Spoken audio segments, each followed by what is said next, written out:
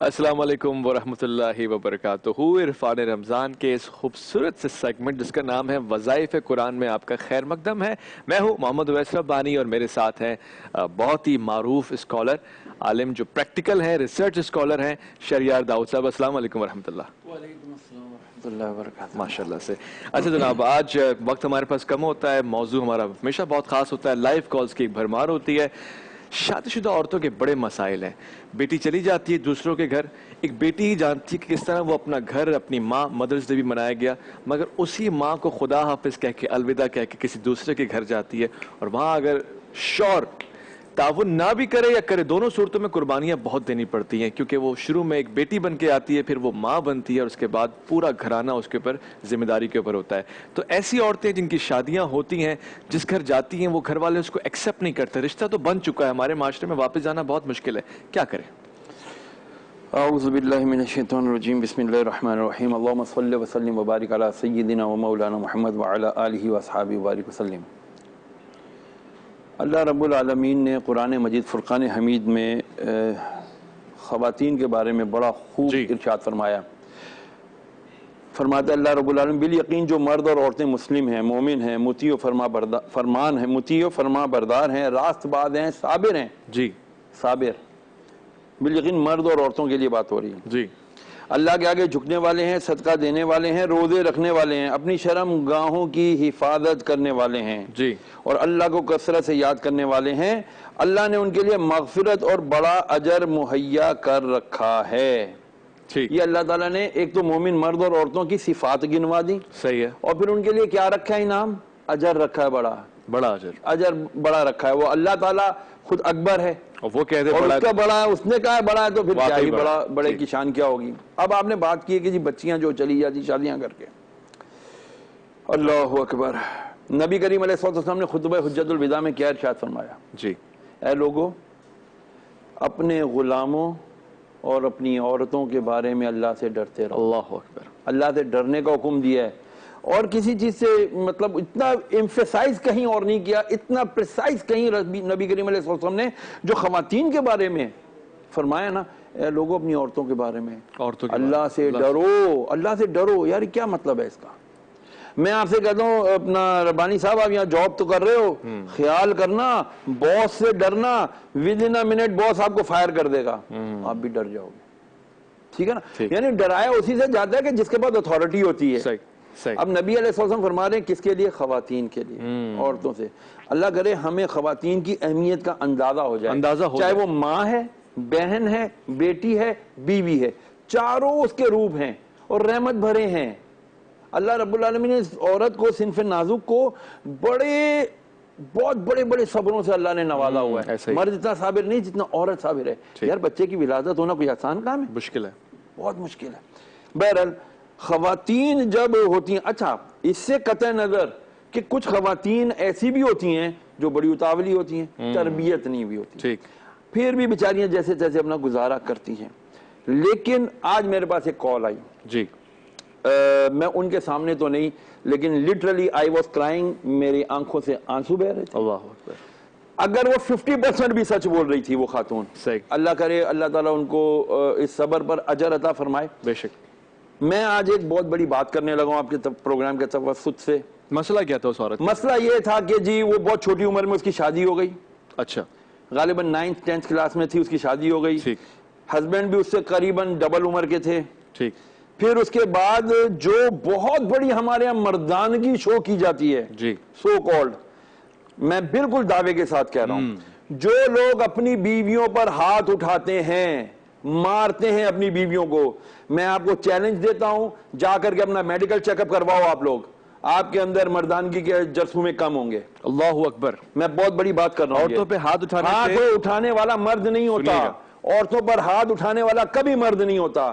نہیں یقین آتا، مرد بن کر جاؤ، اپنا میڈیکل چیک اپ کروا لو۔ یہ بہت بڑی بات ہے، یہ بہت بڑا دعویٰ ہے۔ جو حضرات عورتوں کو کمزور سمجھتے ہیں، ناتواں سمجھتے ہیں، ان پہ ہاتھ اٹھاتے ہیں، علامہ صاحب یہ کہہ رہے ہیں کہ ان میں مردانگی کے ایلیمنٹس کمزور ہوتے جائیں گے، کم ہوتے جائیں گے، اور پھر ایک وقت تو ایسا آئے گا کہ وہ شمار ہی نہیں ہوگا۔ سر وہ کیسے دنیا میں اپنا چلے، دنیا میں وہ جیسے تیسے گزارا کر لیں گے، ایک آخرت بھی تو ہے۔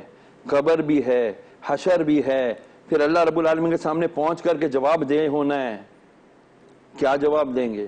نبی کریم علیہ السلام کو کیسے فیس کریں گے؟ آقا صلی اللہ علیہ وسلم جو ہماری شفاعت کریں گے, جو فرماتے ہیں 3 مقامات پر مجھے ڈھونڈ لینا, پل صراط پر ڈھونڈنا, مجھے تم حوض کوثر پر ڈھونڈنا, تم مجھے مقام محمود پر ڈھونڈنا, تینوں مقامات پر میں سجدہ ریز ہوں گا. رب سلم امتی, رب سلم امتی, اے اللہ میری امت کو سلامتی سے پار لگا دے. اس نبی سے جنہوں نے یہ فرمایا ہے اے میرے امتیوں اپنی عورتوں کے بارے میں اللہ سے ڈرو, تم ان پر ہاتھ اٹھاتے ہو, شرم نہیں آتی ہے؟ تمہاری غیرت یہ ہے؟ یہ غیرت نہیں ہے, یہ بغیرتی. یہ بغیرتی ہے, صحیح فرمایا آپ نے. اور صرف عورتوں ہی کے حوالے سے یہ ہے یا بیٹیوں پہ ہاتھ اٹھانا وہ کیسا ہے؟ بیٹی, بیوی, ماں اور بہن, ان چاروں پر ہاتھ اٹھانے والا جو ہے نا غیرت سے خالی ہے, غیرت سے خالی ہے, مردانگی سے خالی ہے. ٹھیک. مجھے ایسے بھی آج ایک فون آیا کہ بیٹا اپنی ماں کے اوپر ہاتھ اٹھاتا ہے, مارتا ہے, حالانکہ شادی شدہ نہیں ہے. ایک تو چلو شادی شدہ ہوتا ہے, بیوی کے کہنے پہ کرتا ہے. بیویاں بھی بیچاری بدقسمت ہوتی ہیں اس معاملے میں کہ وہ جو ہے نا پتہ نہیں کیا سمجھتی ہیں, کہ اپنی ساسوں کو اپنی ماں نہیں سمجھتی.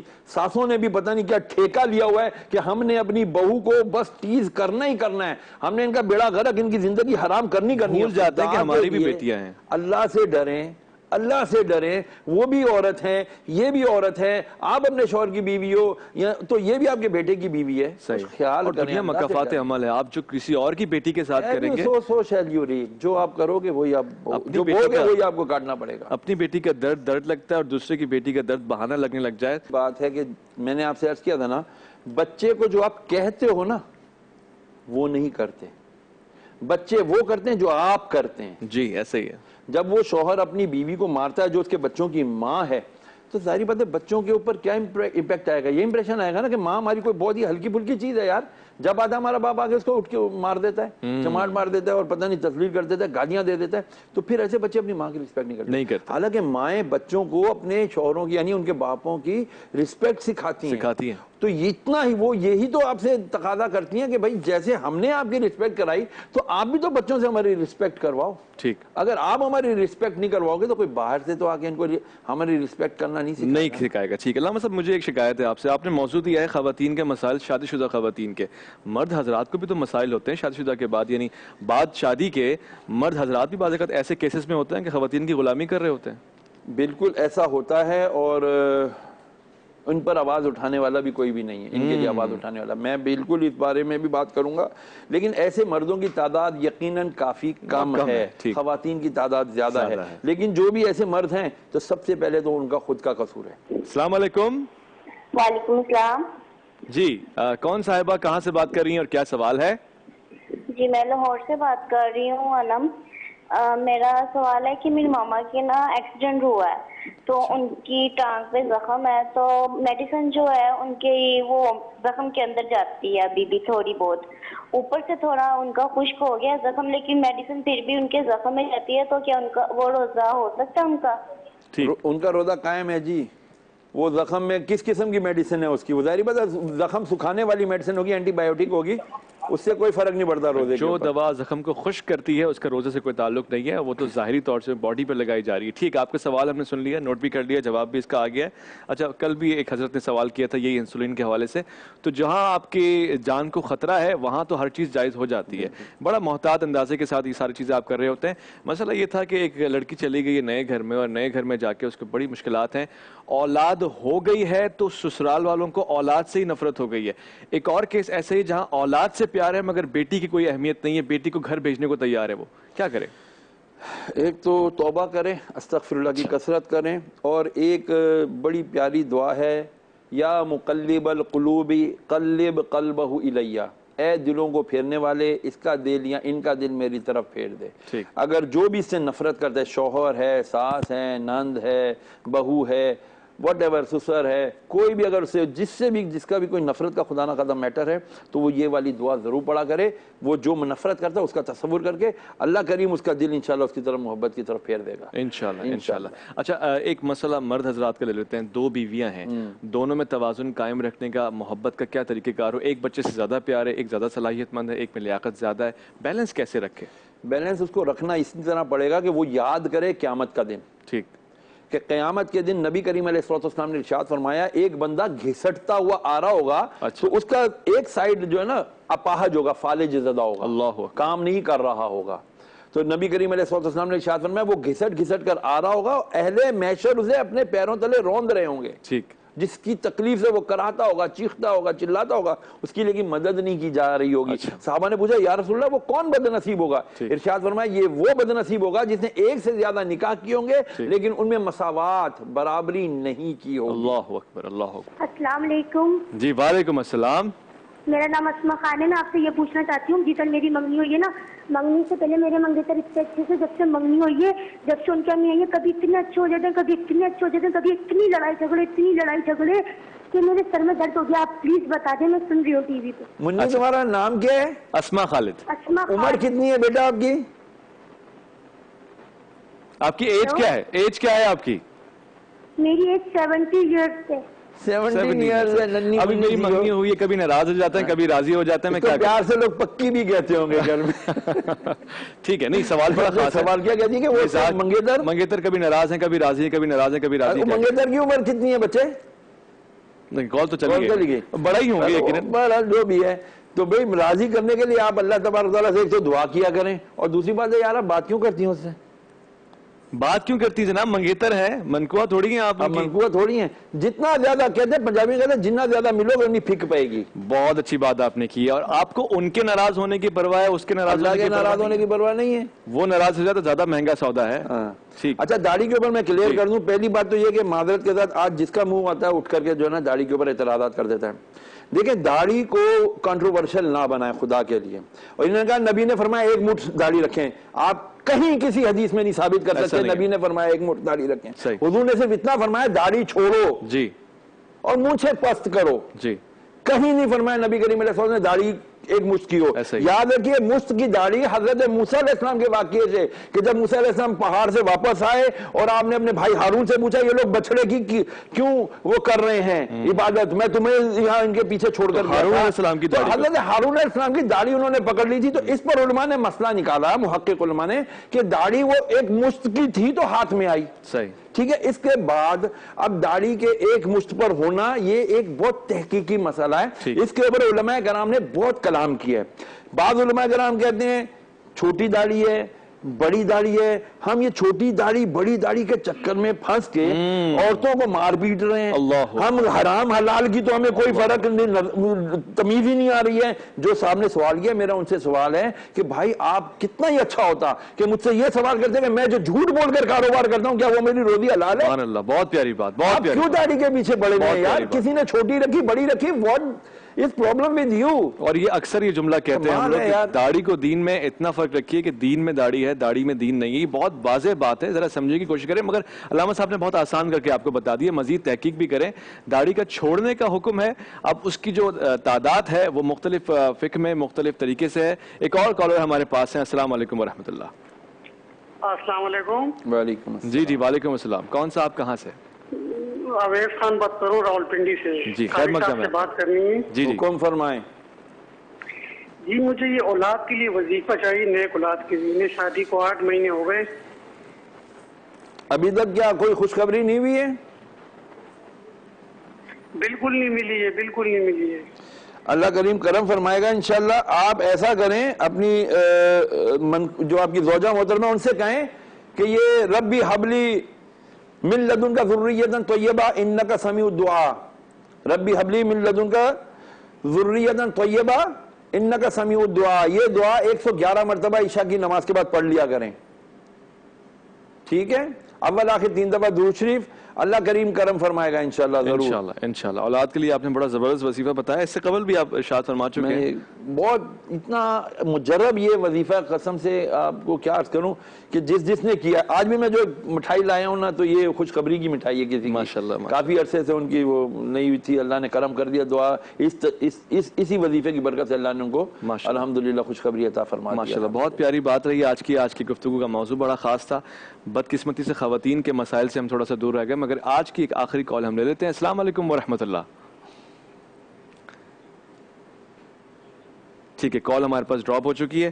خواتین کے مسائل پہ بہت زیادہ تعداد میں بات ہونی چاہیے تھی، بہت سارے سوالات رہ بھی گئے، مگر میرے خیال ہے کل کا موضوع بھی کچھ اس سے ملا کے رکھیں گے. خواتین بہت مشکل میں ہیں، خاص طور پہ وہ خواتین جو کسی دوسرے گھر چلی گئی ہیں، دوسرے ممالک چلی گئی ہیں اور بہت دور رہتی ہیں. ایک اور کالر ہمارے ساتھ ہیں اور ان کا کال لاسٹ کال ہماری ہوگی انشاءاللہ. السلام علیکم. السلام علیکم جی، میں مفتی صاحب سے سوال کر سکتی ہوں؟ حکم فرمائے بیٹا. ہیلو جی، میرا یہ سوال تھا، کل وہ مدرس ڈے کی مناسبت سے میں نہیں کر سکی. میں نے آپ سے پوچھنا تھا کہ میری مدر کی ڈیتھ ہو گئی تھی کچھ ابھی ریسنٹلی، تو وہ میں مطلب ہے کہ میں ان سے بہت ہی زیادہ وہ کرتی تھی نا، کہ یہاں تک کہ میں اس کے بعد مجھے اتنی ڈپریشن ہو گئی، میں اینٹی ڈپریشنس وغیرہ بھی ڈاکٹر کے پاس چلی. اب تھینک گاڈ، اللہ کے شکر ہے میں ٹھیک ہو گئی ہوں. بٹ میں کہہ رہی تھی کہ ماں کے لیے کیا کر سکتے ہیں، جیسے آپ لوگوں نے بھی کہا اس میں کہ خیرات تھنگس لائک دیٹ. بٹ میں کہہ رہی تھی کہ وہ جب آپ کہہ رہی تھی نا جیسے کوئی لوگ گناہ کرتے ہیں اللہ معاف کرے، تو پھر وہ بھی پیرنٹس کو وہ اچھا نہیں لگتا نا وہ. تو اگر وہ آپ ماں باپ کے جو فوت ہو گئے ان کے لیے آپ کوئی اچھا کرے تو ان کو محسوس ہوتا ہے، یا کوئی خیرات یا کوئی دعا یا جو قرآن پاک تو ان کو محسوس ہوتا ہے؟ ٹھیک. دیکھیں بیٹا، سب سے پہلی بات تو یہ کہ آپ کے جو مرحومین والدین ہوتے ہیں تو ان کے لیے جب آپ کچھ بھی عمل کریں آپ ایک نیت کر لیں. آج میرے والد صاحب کو وفات ہوئے 17 سال ہونے والے ہیں کم و بیش.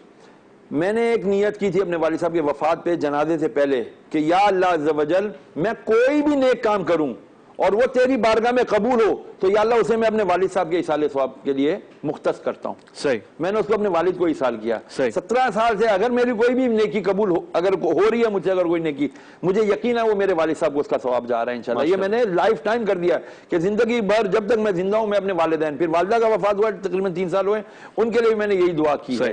آپ اپنے والدین کے لیے کثرت کے ساتھ قرآن مجید کی تلاوت کریں. ان کے لیے ہو سکے تو کہیں پہ واٹر ڈسپینسر لگوا دیں، پانی کا انتظام کر دیں، کہیں پہ قرآن مجید رکھوا دیں. اور سب سے بہتر ہے کہ خود قرآن پڑھ کر اپنے والدین کو ایصال ثواب کریں. اس سے زیادہ ان کو کوئی پہنچ ہی نہیں سکتی. اگر ہمارے پاس 1 منٹ ہے تو میں عرض کر دوں، ختم کر دیں کہ نبی کریم صلی اللہ علیہ وسلم نے واقعہ فرمایا بخاری شریف میں کہ ایک بندے کا انتقال ہونے والا ہے، اچانک اس کا انتقال ہو جاتا ہے تو ایک سفید لباس میں ملبوس شخص آ کے اس کے سرانے کھڑا ہو جاتا ہے. گھر والے اس کا کفن جنازہ وغیرہ پڑھ کے اس کو میت کو لے جاتے ہیں، قبر میں اتارتے ہیں. یہ وائٹ لباس والا نوجوان ساتھ جا کے قبر میں بھی اتر جاتا ہے، یہاں تک کہ قبر بند کر دی جاتی ہے. کچھ وقت بعد جب دیواریں پھاڑتے ہوئے نکیرین آتے ہیں تو وہ اس نوجوان کو دیکھ کے، سفید لباس والے نوجوان کو دیکھ کے کہتے ہیں سبحان اللہ تو کون ہے؟ وہ کہتا ہے کہ تم مجھے چھوڑو، تم اپنا کام کرو اس کے ساتھ جو تم نے اسے سوالات کرنے ہیں. تو نبی علیہ السلام یہ واقعہ بیان فرما رہے ہیں، فرماتے ہیں کہ وہ کہتے ہیں نہیں تو بتا تو کون ہے؟ تو وہ شخص، وہ سفید لباس والا کہتا ہے کہ میں اس شخص کا، اس میت کا پڑھا ہوا وہ قرآن مجید ہوں جو یہ کبھی بلند آواز سے پڑھتا تھا، کبھی پست آواز سے پڑھتا تھا، اور واللہ میں اس وقت تک نہیں جاؤں گا جب تک کہ میں اس کو بخشش نہ کروا دوں اور اس کا عذاب قبر دور نہ کروا دوں. حضور نے فرمایا بندے کی حق میں سب سے زیادہ جو قبر میں مدد اور جس کی شفاعت اور سفارش قبول ہوگی وہ قرآن مجید ہے. قرآن مجید سے قرآن کو پڑھیے سبحان اللہ. اور آگے پہنچائیے. کتنی بڑی عظیم چیز ہے قرآن، یہ شے، یہ کتاب جو زندوں کو بھی فائدہ دے رہی ہے، ساتھ ساتھ جو چلے گئے ان کو بھی استفادہ حاصل ہو رہا ہے اس کتاب سے. تو کیوں نہ اس کتاب کا دامن پکڑ لیں، روزانہ اس کی تلاوت کریں، ترجمہ بھی سمجھیں، مفاہیم بھی سمجھیں، اور اس کے حرف حرف میں راز ہے اور اس راز کو پہنچنے کی کوشش کریں. یہی معرفت کا سفر ہے. عرفان رمضان میں اب تک کے لیے اتنا ہی. وظائف رمضان کا اختتام ہوتا ہے. اب جو لوٹیں گے تو حکمت رمضان کے ساتھ لوٹیں گے، جیسے میں نے آپ سے قبل عرض کیا کہ قاری خلیل الرحمان صاحب اور علامہ محمد تقی مہدوی صاحب ہمارے ساتھ ہوں گے انشاءاللہ. اپنا بہت خیال رکھیے گا. مختصر سا وقفہ لے رہے ہیں.